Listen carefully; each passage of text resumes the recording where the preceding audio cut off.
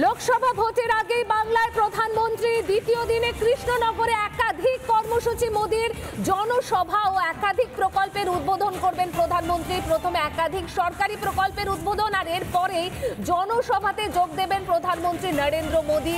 আর জনসভায় যোগ দেওয়ার পর সেখান থেকে কি বার্তা দেন, কি ভোকাল টনিক দেন, সেদিকেই কিন্তু নজর রয়েছে সকলের। আর এই সভাকে কেন্দ্র করে কৃষ্ণনগরে আঁটো নিরাপত্তা ব্যবস্থা, মোদির জনসভার আগে কড়া নিরাপত্তার বলয়ে মুড়ে ফেলা হয়েছে গোটা কৃষ্ণনগরকে। বাংলায় দুদিনের সফরে প্রধানমন্ত্রী নরেন্দ্র মোদী গতকালই আমরা দেখেছি আরামবাগের সভা, আর সেই সভা থেকে কিন্তু তৃণমূলকে আক্রমণ শানিয়েছেন তিনি।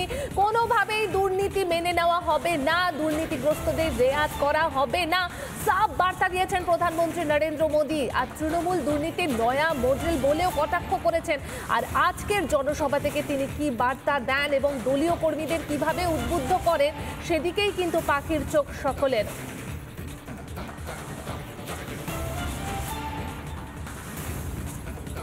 আমাদের একাধিক প্রতিনিধি এই মুহূর্তে কৃষ্ণনগরে রয়েছে। প্রথমেই কিন্তু আমরা চলে যাব পলাশের কাছে। পলাশ, এই মুহূর্তে ছবিটা তোমার কাছ থেকে জানতে চাইবো যে সভাকে কেন্দ্র করে কতটা উচ্ছ্বাস কর্মীদের মধ্যে।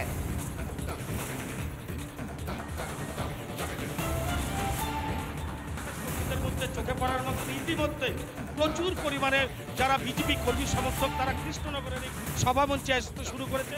আমার পেছনে সুবিশাল মঞ্চ তৈরি হচ্ছে। এই মঞ্চেই যে বক্তব্য রাখবেন দেশের প্রধানমন্ত্রী নরেন্দ্র মোদী। মূলত যেটা গল্প সেটা হচ্ছে বিতর্কিত সাংসদ, বহিষ্কৃত সাংসদ মহুয়া মৈত্রের গড়েই আজকে নরেন্দ্র মোদীর জনসভা। তার আগে কিন্তু সরকারি অনুষ্ঠান আছে এবং বেশ কিছু, আমরা বিজেপি সূত্রে যেটা জানতে পারছি, বেশ কিছু সরকারি প্রকল্পের উদ্বোধন হবে এই কৃষ্ণনগরের মাঠ থেকে। তার মধ্যে ইসিএল, ডিসিএল এবং কি রেলওয়ের বিভিন্ন দপ্তরের যে আনুষ্ঠানিক উদ্বোধন, সেই উদ্বোধন ঘটবে। ইতিমধ্যে সাজো রব গোটা কৃষ্ণনগর জেলা জুড়ে। তার কারণ আর কিছুক্ষণের মধ্যেই 3 থেকে 4টি চপারে করে, হেলিকপ্টারে করে নরেন্দ্র মোদীজি তিনি এই সভা মঞ্চে এসে পৌঁছাবেন এবং এখান থেকেই দেশ দশের প্রতি যে জনমুখী ভাষণ বা বক্তব্য সেটা তিনি এখান থেকে শোনাবেন। আমি একটু ভিডিও জার্নালিস্টকে দেখাতে বলবো। এখানে হাজারো লোকের কিন্তু একটা আগমন করার জন্য যে মাঠে বসবার জন্য যে মঞ্চ, সেই মঞ্চ এবং তার পাশে বসবার জন্য আসনের ব্যবস্থা করা হয়েছে। আমি একটু চলে যাব এখানে যারা বিজেপির যিনি মুখপাত্র আছে। আপনাদের আজকে মূলত প্রোগ্রামটা কি বা কেন? দেখুন, বিশ্বের জননেতা সর্বজন শ্রদ্ধেয় নরেন্দ্র মোদীজি আজকে কৃষ্ণনগরে পদার্পণ করছেন। চৈতন্য ভূমিতে তার আগমন ঘটছে। ঐতিহাসিক জনসভা তিনি কৃষ্ণনগর গভর্নমেন্ট কলেজের মাঠে করবেন। এবং আপনি কিছুক্ষণ আগে বললেন যে মহুয়া মৈত্রর গড়, মহুয়া মৈত্র হচ্ছে কৃষ্ণনগরের বহিরাগত। তো মহুয়া মৈত্রর আর কোনো বিয়ে নেই। মহুয়া মৈত্র এবার কৃষ্ণনগর থেকে আসছে। ভারতীয় জনতা পার্টির সাংসদ এখান থেকে জিতবে। সত্যব্রত মুখোপাধ্যায় যে উন্নয়ন স্তব্ধ হয়ে গেছিল, সত্যব্রত মুখোপাধ্যায়ের যে উন্নয়ন, সেই উন্নয়ন আগামী দিন আমাদের সাংসদ কৃষ্ণনগর থেকে। অর্থাৎ কিন্তু একটা কথা কিন্তু পরিষ্কার যে লোকসভা নির্বাচনকে পাখির চোখ করেই কিন্তু বিজেপির এই যে কর্মকাণ্ড, আর এখানকার এই কৃষ্ণনগরের মাটির মেয়ে মহুয়া, তাকেও উৎখাত করার ডাক দিয়েছে বিজেপি। শুধু মহুয়া নয়, গোটা রাজ্য জুড়ে বিভিন্ন রকম যে সন্ত্রাস হামলা বা ভোট পরবর্তী হিংসা, বিভিন্ন রকম ঘটনায় রাজ্য দেখেছে। সমস্ত কিছুর অবসান ঘটিয়ে আজ কৃষ্ণনগরের এই জনসভা থেকে জনমুখী বক্তব্য রাখবেন দেশের প্রধানমন্ত্রী নরেন্দ্র মোদীজি।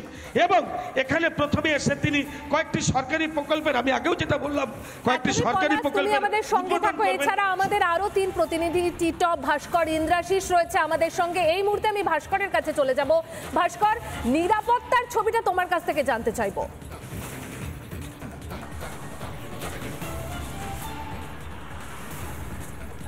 দেখো, নিঃসন্দেহে ঠিক প্রধানমন্ত্রী সবার জন্য যেমনটা নিরাপত্তা থাকা উচিত, ঠিক সেইভাবেই নিরাপত্তার আয়োজন করা হয়েছে। এসপিজি অর্থাৎ স্পেশাল প্রোটেকশন গ্রুপের যারা কমান্ডো রয়েছে তারা প্রধানমন্ত্রীর নিরাপত্তা সুনিশ্চিত করবে রাজ্য পুলিশের কমান্ডোদের পাশাপাশি।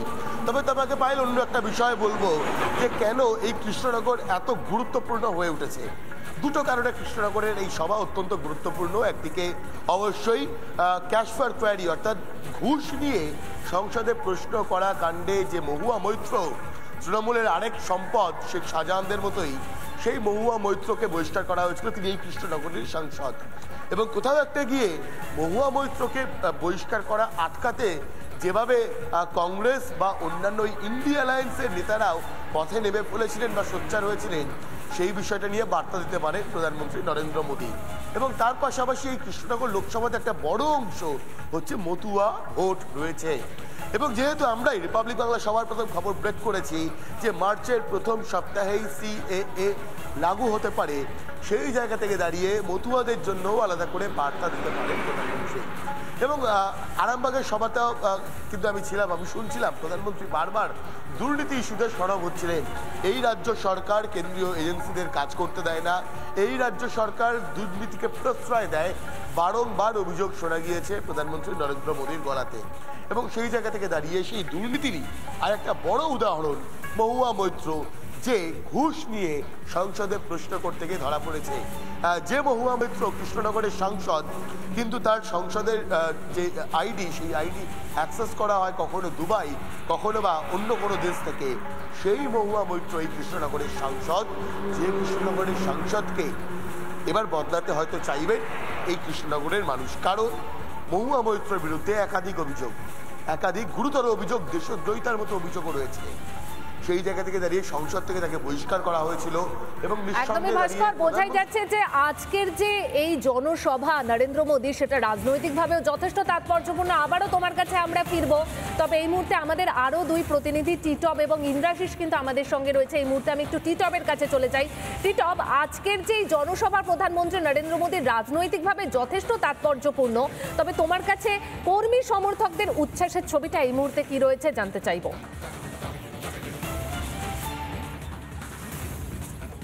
দেখো, একদম তাই। প্রধানমন্ত্রী নরেন্দ্র মোদী আর কিছু সময় পরে, আমি দেখাচ্ছি একবার এই মঞ্চটা, অর্থাৎ এই যে মঞ্চ, এই মঞ্চেই তিনি ভাষণ দেবেন। এবং রাজনৈতিকভাবে এখানে পরিষ্কারভাবে লেখা রয়েছে আবারও একবার মোদী সরকার, অর্থাৎ তারা কিন্তু পরিষ্কারভাবে লিখেছেন ঠিক এখানে দাঁড়িয়ে, অর্থাৎ মঞ্চের ঠিক সামনেই তুমি দেখো যেই একটা ডি জোন রয়েছে, দেখো রাজ্য পুলিশের যারা পুলিশ কর্মী রয়েছেন তারা প্রত্যেকেই কড়া নিরাপত্তার মতো, অর্থাৎ যাতে কোনোভাবেই কোনো যারা বিজেপি কর্মী সমর্থক যারা আসবেন তারা যাতে এই জোনটা না পার করে, তারা যাতে যে হাই সিকিউরিটি জোন, অর্থাৎ প্রধানমন্ত্রীর যে নিরাপত্তা, ঠিক সেখানে যাতে তারা না পৌঁছতে পারে। পাশাপাশি তোমাকে আরেকটা চিত্র দেখাচ্ছে, অর্থাৎ একদিকে যেমন মঞ্চে সেখানে দাঁড়িয়ে যেমন বেশি সংখ্যক মানুষ সেখানে যাতে না ভিড় করতে পারে, তার জন্য অর্থাৎ ভিভিআইপি যারা আসবেন, অতিথি যারা আসবেন, যারা মঞ্চে তারা জায়গা পাবেন না, ঠিক তাদের জন্য ঠিক তার মঞ্চের সামনের দিকটা সেখানেও কিন্তু আসনের ব্যবস্থা করা হয়েছে। ঠিক তার পাশাপাশি অর্থাৎ এখানে যেমন ভিভিআইপিরা তাদের একাংশ বসবেন, ঠিক তারপরে অর্থাৎ এই দিকটা এখানে কিন্তু জনসাধারণ বা যারা কর্মী সমর্থক যারা রয়েছেন ঠিক তারা এখানে বসবেন। অর্থাৎ এখনো পর্যন্ত তুমি দেখো, তোমাকে যে চিত্রটা দেখাচ্ছি বা বিজেপি সূত্রের যা খবর, যে এই যে মাঠ,